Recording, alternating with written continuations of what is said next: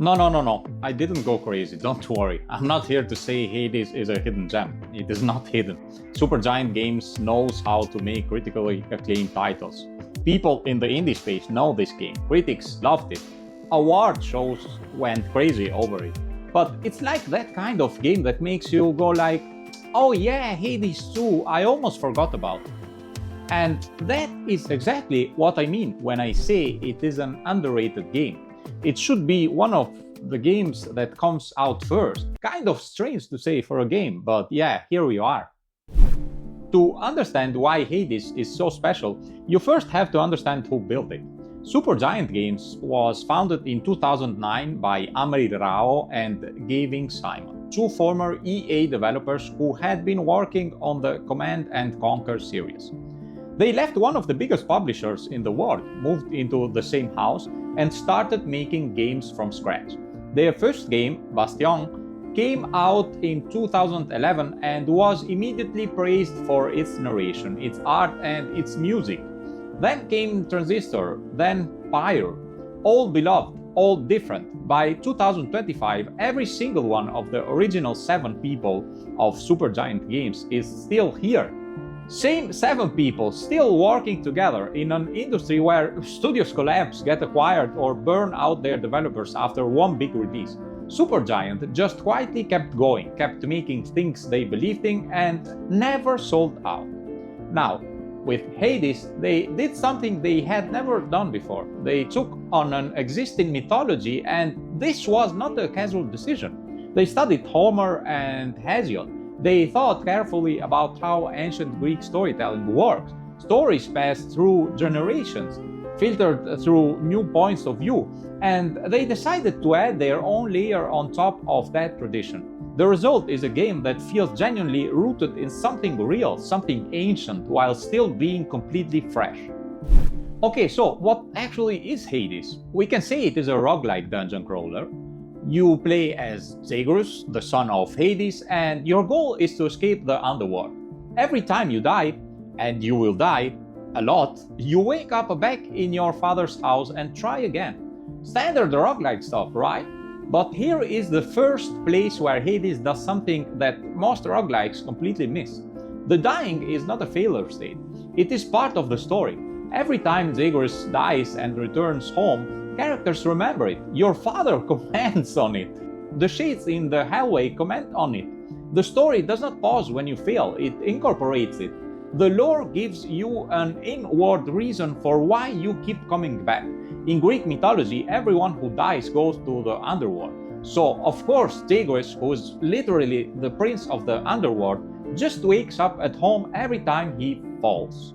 It is genius. It is so clean, and as an indie developer, let me tell you, figuring out how to make your game mechanical loop match your narrative logic is one of the hardest things to do. Supergiant just nailed it. The combat itself, it's fast, sharp, and very satisfying. You get a main attack, a special attack, a dash, and a cast ability. But the real magic comes from the boons, which are the gifts from the Olympian gods. Each run, you choose boons from different gods like Zeus, Athena, Poseidon, Artemis, and each one fundamentally changes how you play. Zeus gives you lighting, Athena gives you deflect, Poseidon sends enemies flying.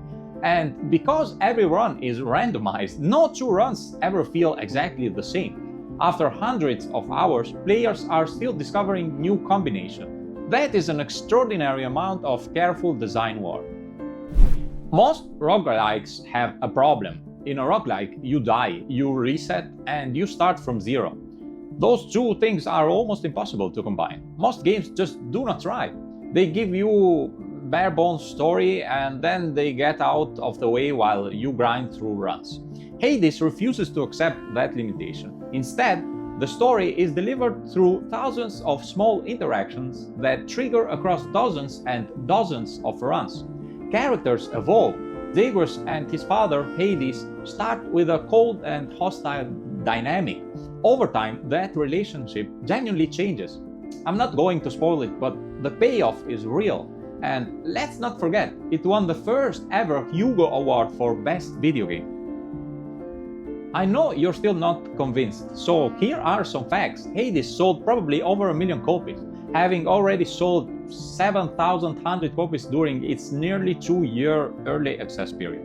It won Game of the Year at the DICE Awards, the BAFTA Games Awards, the Game Developers' Choice Awards, and more. And at the Game Awards 2020, where it was nominated for 9 categories, including Game of the Year, it somehow did not win the top prize there, which honestly is a whole other conversation. The point is, the recognition was massive.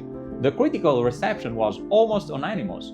Metacritic shows universal acclaim. OpenCritic reports that 99% of critics recommend it. And yet here we are making a video about how it does not quite get the respect it deserves in the broader cultural conversation.